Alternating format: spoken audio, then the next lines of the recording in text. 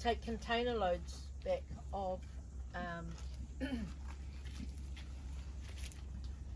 of generators, solar panels, electric bikes or scooters, you know, some things that they can take back to their islands and assist the whole village to make a better life for everybody.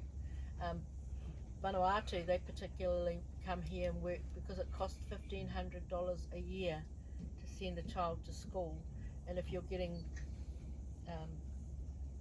you know, minimum wage, probably $100 a week, they can't afford to send many of their children. So one parent will come here and work so that all their children can afford to go to school. So once they're picked, they take them off by hand, put them in the apron, and then take them to the end of the row, put them in those blue bins I showed you. And after all the canopy's been taken off, all of the fruit has been picked, then they'll come through and prune them right back. So it looks very much like a vineyard when it's pruned back, right back to the,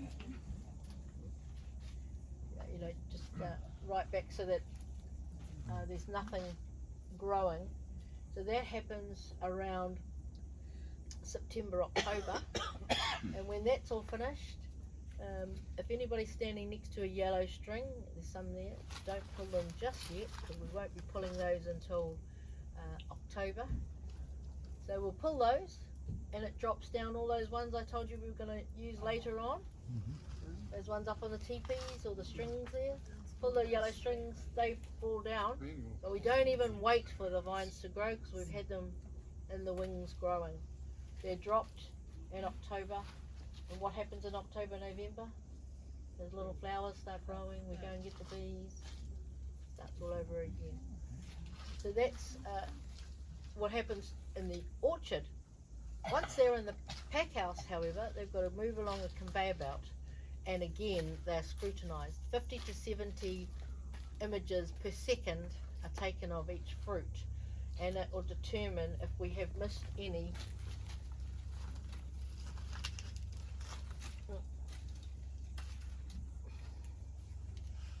They have marks. Now that's a really nice fruit. It will be a really sweet fruit when it's ready to be picked, but it's marked, so it's rubbish. Another one there. Yeah, we can, but we want all the nutrients to go into our export.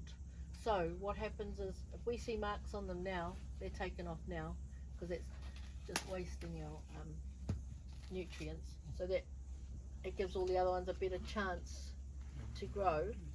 And then when they're taking the photos on the conveyor belt, if there's still marks, they're the ones that'll go to juice because they've already been picked.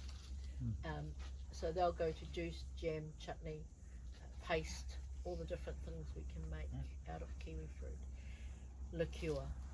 So we have all of that for you to trial. And then they're packaged and sent overseas. And we have we left this morning. We have 188 cruise ships come in over the October to April, and then from April to October we have hundreds with thousands of tons of kiwi fruit leave the very same terminal between April and October. So are there any questions? Anything I didn't cover? Just repeat what you started out with the male, female. Some of us were still coming off the bus. Oh yeah, sure. So to grow kiwi fruit, you must have two plants, a male and a female. And in about October, November, the male plants will start producing a flower. So we only have one male per 4 females, because we only need the male for about 3 weeks of the year, because it's the only time he does any work. he produces the flower and then he doesn't produce any fruit, so we just need to keep him around, or you know, when there's a jar that needs taking off or something like that.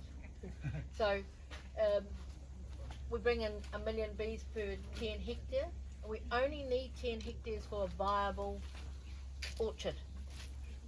And if you look at our dairy farms, they're 100 acres, but we get 3 times more from a 10 hectare kiwifruit orchard than a 100-acre farm.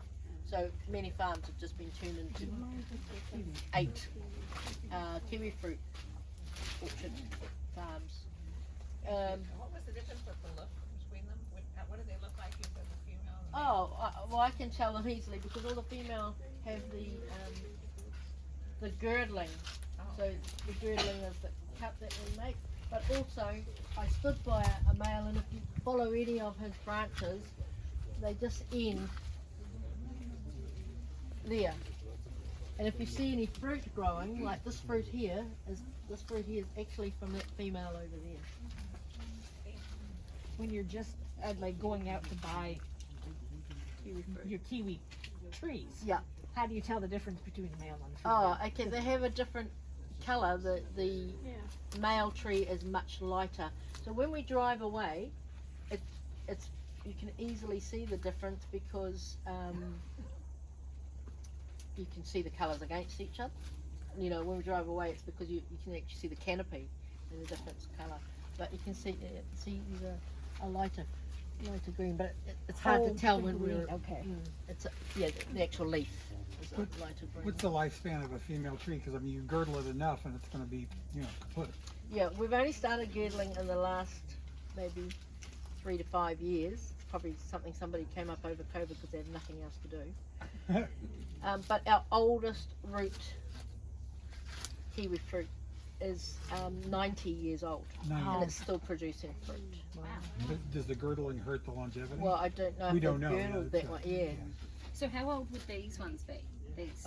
These ones, they're only about 20 years old. So they're going to produce for years and years. Yeah.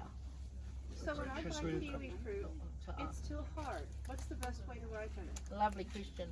So you could simply just put a prick in the skin, because that's one of the things we have to watch out for when we're picking.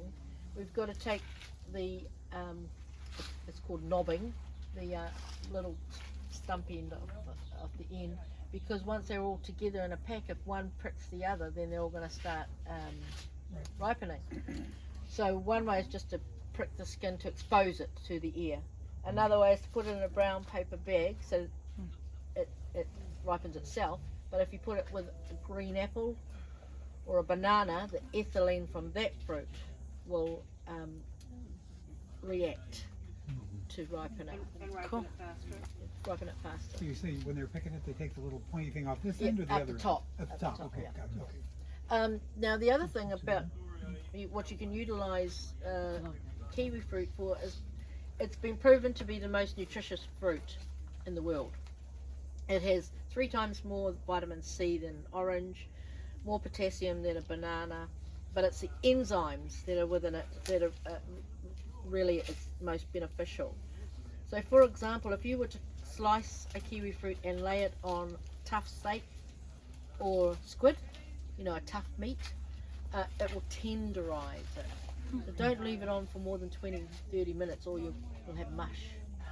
So if you think what it does to a piece of raw meat, think what it does for your gut. It's the enzymes in kiwi fruit that have been recognised the best gut health or probiotics.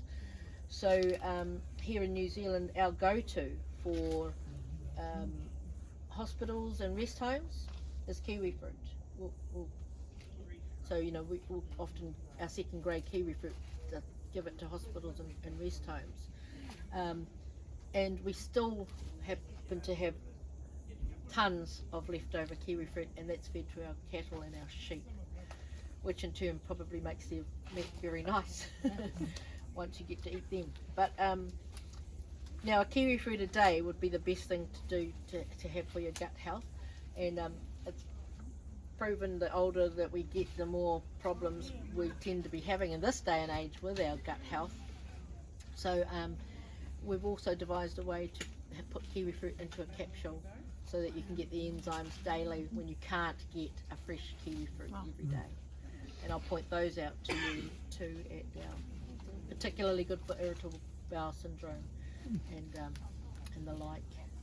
Oh, was there a question behind me? That man No. probably was asking me something. Okay, well take as many photos as you like, make your way back to the coach and we'll go and try some kiwi fruit.